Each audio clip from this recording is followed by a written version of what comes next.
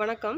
இன்னைக்கான வீடியோ என்ன அப்படி பார்த்தோம் அப்படின்னா, ice cream recipe, vanilla ice cream recipe, அதுவும் டயபெட்டிக் ஐஸ்கிரீம் தான் நம்ம பார்க்க போகிறோம். இதுக்கு முன்னாடி நான் வந்து 2 அதாவது டயபெட்டிக் ஸ்வீட் ரெசிபி, டயபெட்டிக் பாயசம் ரெசிபி அப்படின்னு ஸ்வீட் ரெசிபி நான் 2 போட்டிருந்தேன். அதில் வந்து 2, 3 கமெண்ட்ஸ் வந்திருந்து. இது வந்து நான் இனிப்புக்கு அதில் சேர்த்துருக்கிறது வந்து பேரிச்சம்பழம். எந்த ஸ்வீட் அதாவது இனிப்பு, வெள்ளைச்சீனி, நாட்டு சக்கரை அதெல்லாம் சேர்க்காம இனிப்புக்காக நான் டேட்ஸ் சேர்த்துருந்தேன். அதில் வந்து 2, 3 கமெண்ட்ஸ் வந்திருந்து. இது வந்து நாட் ஐடியல் ஃபார் டயபெட்டிக்காரங்க வந்து டேட்ஸ் சாப்பிட்டோம் அப்படின்னா அது வந்து ஒத்துக்காது, கிளைசமிக் இண்டெக்ஸ் அதிகம், சுகர் கூடிரும், இது மாதிரி வீடியோ போஸ்ட் பண்ணாதீங்க அப்படின்ட்டு. ஸோ அந்த வீடியோ அதை ரெசிபி போடுறதுக்கு முன்னாடி நான் வந்து சொல்லியிருந்த மெசேஜை நீங்கள் கேட்டிருந்தீங்க அப்படின்னா உங்களுக்கு புரிஞ்சிருக்கும். அந்த ஸ்வீட்டில் மொத்தமே அந்த ரெசிபிக்கு நான் 10 டேட்ஸ் யூஸ் பண்ணியிருந்தேன். அதில் வந்து நிறைய நட்ஸ் எல்லாம் சேர்த்து செய்த ரெசிபி அது. அந்த ரெசிபியுமே 10 நாளைக்கு மேலே எனக்கு வந்துச்சு. அதில் நான் சொல்லியிருக்கிறது ஒரு ஸ்நாக்ஸ் டைமில் ஒரு ஸ்வீட் எடுத்து சாப்பிடுங்க அப்படின்ட்டு. அப்படி பார்த்தாலுமே உங்களுக்கு வந்து ஒரு நாளைக்கு ஒரு டேட்ஸோட கம்மியாக தான் நீங்கள் எடுக்கிறீங்க. இப்போல்லாம் டாக்டர்ஸ் வந்து அட்வைஸ் பண்ணுறாங்க, நீங்கள் டேட்ஸ் வந்து டயபெட்டிக் உள்ளவங்க டேட்ஸ் வந்து 1 இல்லாட்டி 2 எடுத்துக்கலாம் அப்படின்ட்டு.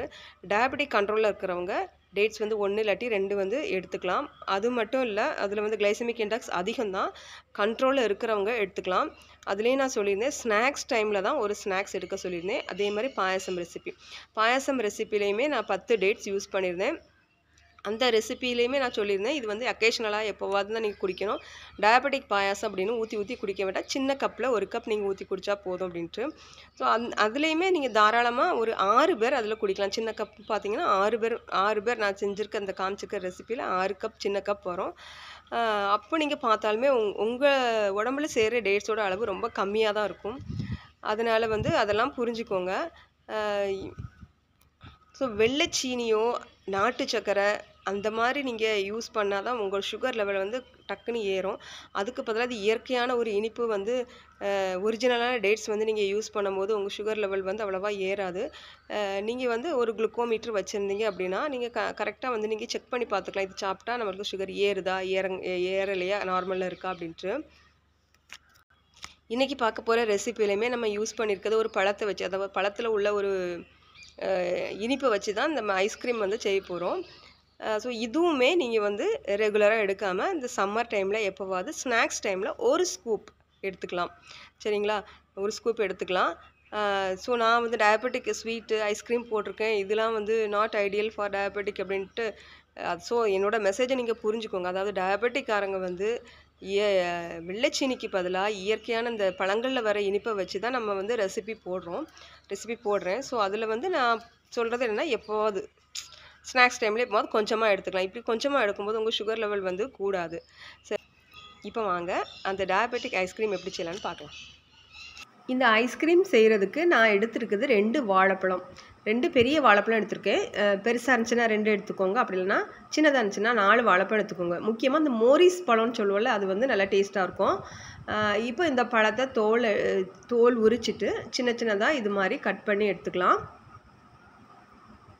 ஸோ வாழைப்பழத்தில் பார்த்தோம் அப்படின்னா கிளைசமிக் இண்டெக்ஸ் வந்து மீடியம் தான்.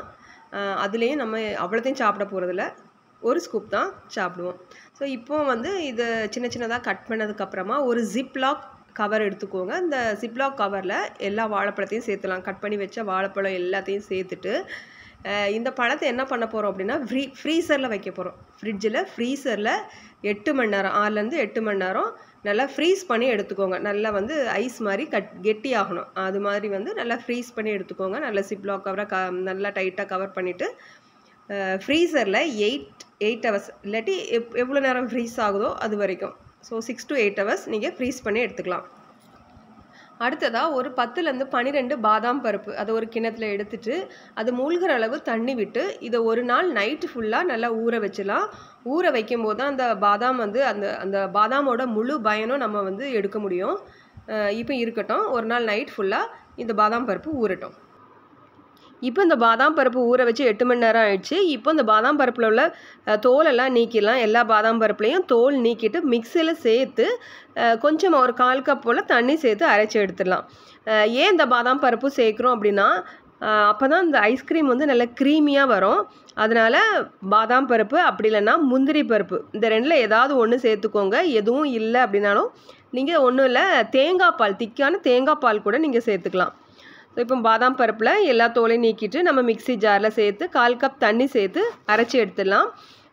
தண்ணி சேர்த்து அரைச்சோம் அப்படின்னா நல்ல ஒரு இதுன்னு பாதாம் மில்க் வந்து நமக்கு ரெடி ஆயிரும். இப்போ பாதாமில் தண்ணி சேர்த்து அரைச்சதுக்கு அப்புறமா நம்ம ஃப்ரீஸ் பண்ணி வச்சுருந்தோம்ல பனானா, ஃப்ரிட்ஜில் 8 மணி நேரம் வச்சுருந்தோம். அந்த பனானாவை எடுத்து இந்த மிக்ஸி ஜாரில் சேர்த்து அதையும் சேர்த்து வந்து நம்ம அரைச்சி எடுத்துடலாம். இந்த பாதாம் இந்த பனானா வந்து நல்லா ஃப்ரீஸ் ஆகி இருக்கிறதுனால மிக்ஸி கொஞ்சம் அந்த ஓட்டும் போது கொஞ்சம் விட்டு விட்டு ஓட்டுங்க. ஓட்டி நல்லா வந்து ஒரு மையான கன்சிஸ்டன்சியில் அரைச்சி எடுத்துடலாம். அரைக்கிறதுக்கு முன்னாடி 1 டீஸ்பூன் வெனிலா எசன்ஸ் சேர்த்துக்கலாம். இப்போ பார்த்தீங்க அப்படின்னா பாருங்கள், இது வந்து நல்லா அரைச்சி க்ரீமான பக்குவத்துக்கு அரைச்சி எடுத்தாச்சு. இப்போ இது ஒரு கண்டெய்னருக்கு நம்ம மாற்றிடலாம். நான் ஒரு டிஃபன் பாக்ஸ் எடுத்திருக்கேன். அதில் வந்து நம்ம அரைச்சி எடுத்த இந்த பனானா மிக்ஸாக மாற்றிடலாம். மாற்றிட்டு கொஞ்சமாக மிக்ஸ்டு நட்ஸ் எதுனாலும் பரவாயில்ல, அந்த நட்ஸு தூவி கொஞ்சம் கலந்து விட்டுடலாம். நட்ஸு கலக்கிறதுனால நம்ம ஐஸ்கிரீம் சாப்பிடும்போது நல்லா டேஸ்ட்டாக இருக்கும். நட்ஸ் கலந்துட்டு மேலேயும் கொஞ்சம் நட்ஸ் போட்டுட்டு இதை மூடி ஃப்ரிட்ஜில் ஓவர் நைட், அதாவது ஒரு நைட் ஃபுல்லாக நம்ம ஃப்ரீசரில் வச்சிடலாம். ஐஸ்கிரீம் செட் பண்ண எப்படி வைப்போமோ அதே மாதிரி ஃப்ரீசரில் வச்சிடலாம். இப்போது ஒரு நைட் ஃபுல்லாக ஃப்ரிட்ஜில் செட் பண்ணதுக்கு அப்புறமா ஐஸ்கிரீம் வந்து சர்வ் பண்ணுறதுக்கு ரெடி ஆயிடுச்சு. இப்போ ஒரு ஐஸ்கிரீம் ஸ்கூப்பரோ அப்படி இல்லைன்னா ஒரு கரண்டியோ வச்சு நம்ம எடுத்து சர்வ் பண்ண வேண்டியதான். நீங்கள் ஃப்ரிட்ஜிலேருந்து எடுத்த உடனே நீங்கள் வந்து எடுத்தீங்க அப்படின்னா ரொம்ப கெட்டியாக இருக்கும். ஒரு 5 நிமிஷம் நீங்கள் வெளியே வச்சுட்டு எடுத்தீங்க அப்படின்னா நல்ல ஒரு ஐஸ்கிரீம் எடுக்கிறதுக்கும் நல்ல ஒரு க்ரீமியான கன்சிஸ்டன்சியும் வந்துடும். இப்போ பாருங்கள், எடுத்து நம்ம சர்வ் பண்ண வேண்டியதான். ஸோ சூப்பரான இப்போ டயபெட்டிக் ஐஸ்கிரீம் வந்து ரெடி ஆயிடுச்சு. டயபெட்டிக் உள்ளவங்களுக்கு இந்த வீடியோ வந்து ரொம்ப யூஸ்ஃபுல்லாக இருந்திருக்கும் அப்படின்னு நான் நினைக்கிறேன். டயபெட்டிக் வந்து கண்ட்ரோலில் உள்ளவங்க தாராளமாக இந்த பனானா ஐஸ்கிரீமில் ஒரு ஸ்கூப் ஈவினிங் இல்லாட்டி மிட் மார்னிங்கில் நீங்கள் எடுக்கலாம். பனானாவில் கிளைசமிக் இண்டெக்ஸ் வந்து மீடியம் தான், அதனால் நீங்கள் பயம் இல்லாமல் எடுக்கலாம். உங்கள் சுகர் லெவல் வந்து அதிகரிக்காது. இந்த வீடியோ பார்த்ததுக்கு நன்றி. இந்த வீடியோ பிடிச்சிருந்தால் லைக் பண்ணுங்கள், ஷேர் பண்ணுங்கள், மறக்காமல் சப்ஸ்கிரைப் பண்ணுங்கள். இன்னும் வீடியோக்கள் வருது, தொடர்ந்து பாருங்கள்.